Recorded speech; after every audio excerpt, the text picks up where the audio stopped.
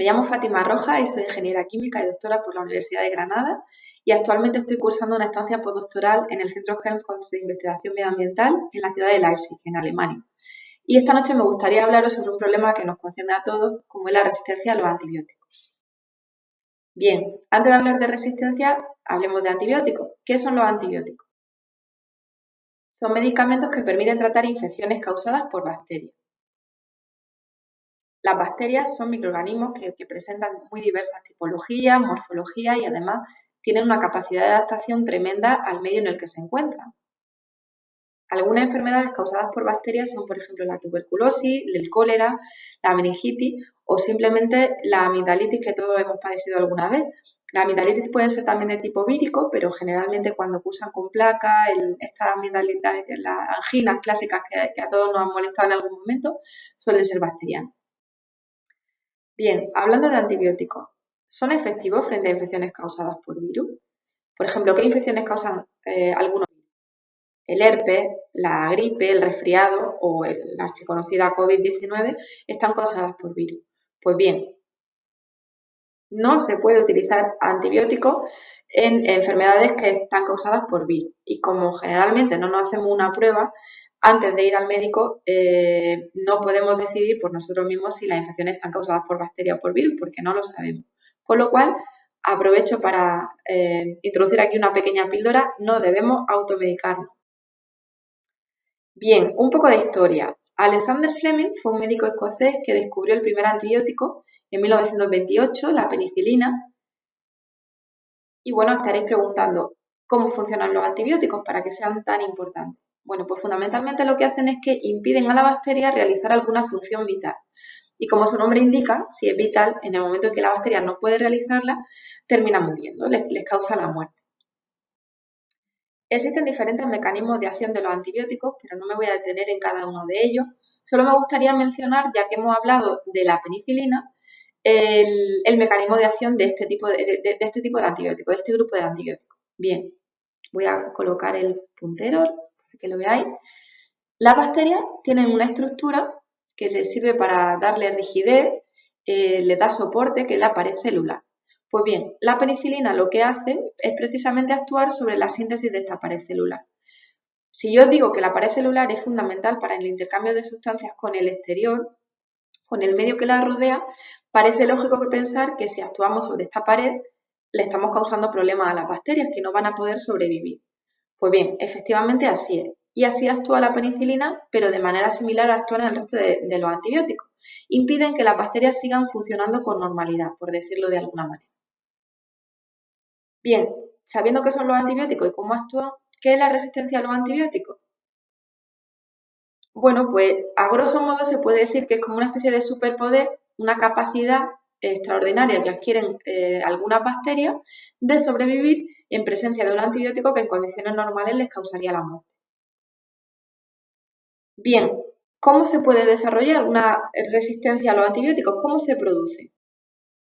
Bueno, pues para que esto se produzca tienen que adquirir un nuevo gen y tienen que incorporar a su material genético genes que antes no tenían. Y esto puede ocurrir o bien por una mutación o por transferencia genética horizontal. ¿Qué es una mutación? Bueno, pues todos sabemos que los seres vivos tenemos el material genético en unas moléculas que se llama ácido nucleico.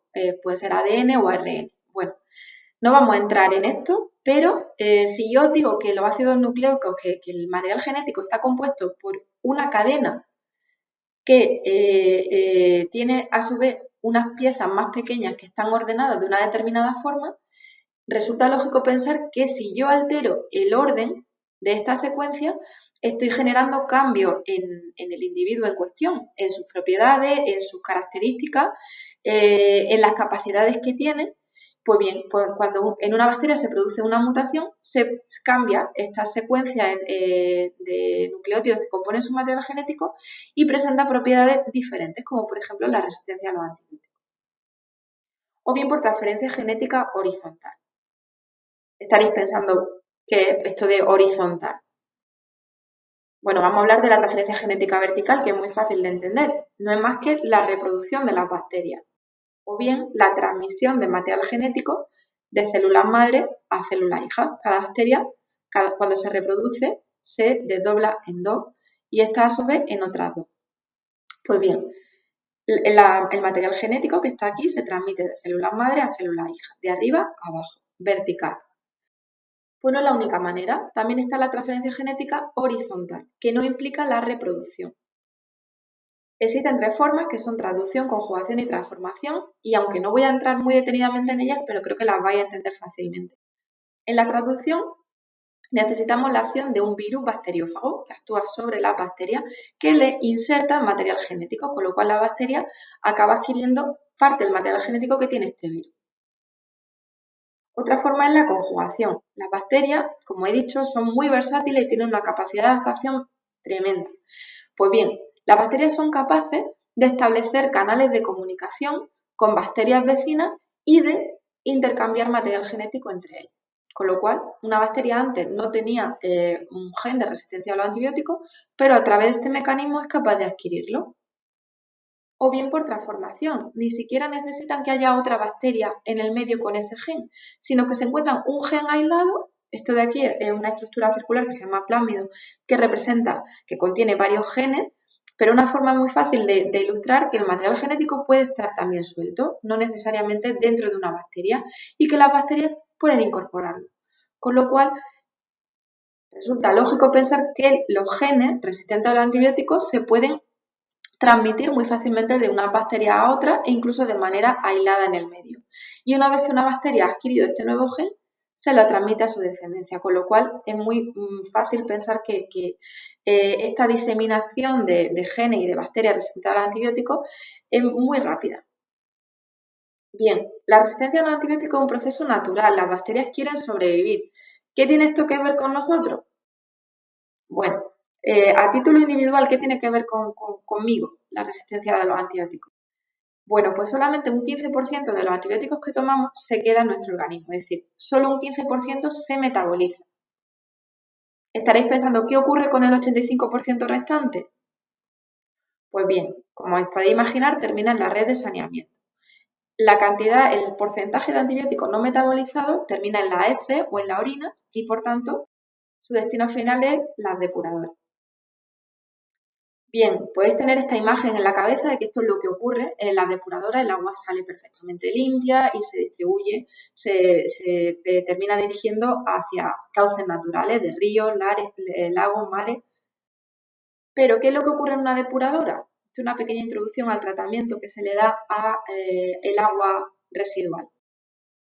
Bien, en las depuradoras hay reactores biológicos. Los reactores biológicos, como su nombre indica, son un lugar donde se produce una reacción desarrollada por seres vivos, por microorganismos. Entre los microorganismos que se encuentran pues, están las bacterias y transforman el agua contaminada en un agua limpia. Pongo entre comillas lo de limpia porque un agua depurada, un agua más limpia que la que entra. Y utilizan la suciedad del agua, la materia orgánica que tiene, como alimento, digámoslo así, para producir biomasa.